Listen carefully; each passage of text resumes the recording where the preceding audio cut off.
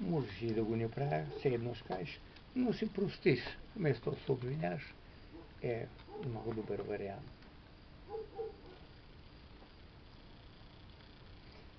Нуждата от грижа за себе си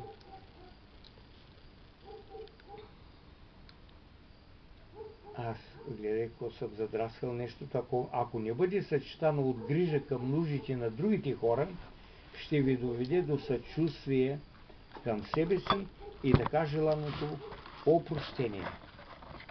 Значи, виж какво. Трябва да знаем, че всички сме на една скара и всички сме все човеци. Просто. И моите нужди трябва да не се отличават много от нуждите на себеподобните ми. Логически погледнато. И когато аз и на себе си и на тях гледам така с опрощение, виж какво съм написал. Много пъти съм чел пълното издание Робинзон Крузо на Ел Дефо на руски, излязло 878 година. Възхищавал съм се на Робинзон, който никога не се обвиняваше, а се обръщаше в най-тежките моменти към себе си с думите Робинзоне, Робинзоне, бедни Робинзоне, и продължаваше да действа за своето оцеляване, да направи живота си по-добър. Айде да го разправя. Значи, много години, виж какво съм написал, много години, когато островът се заселил с хора, той продължаваше да работи за нуждите на другите, да стане по-добър. Казах, от Англия се връща да ги успокои. Те му писали оттам, че англичани и испанци нещо са жонкали. Така, как да се научим да разбираме съзнателно от какъв тип енергия са водени нашите действия?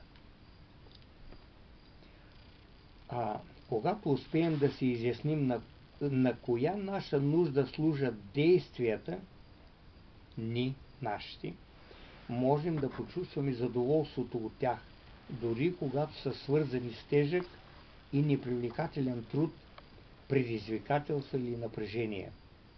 Аз ще ви изброя няколко мотивации. Примерно за пари.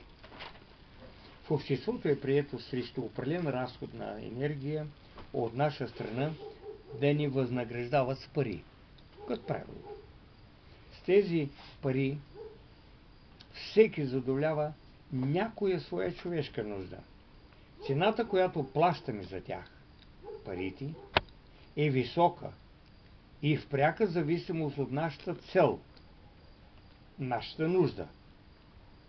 Сами по себе си парите не са нужда, но чрез тях в социума можем да задоволим някоя си наша нужда.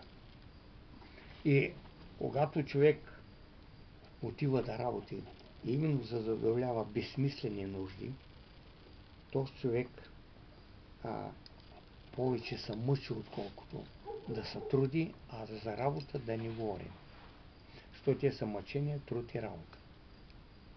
Единят се мъчи цял живот и роптае срещу това, че е длъжен да работи, да вземе пари, да си напълни коремът с манджа, или пък за нещо друго, уназди да играе, тук има, там няма и така нататък.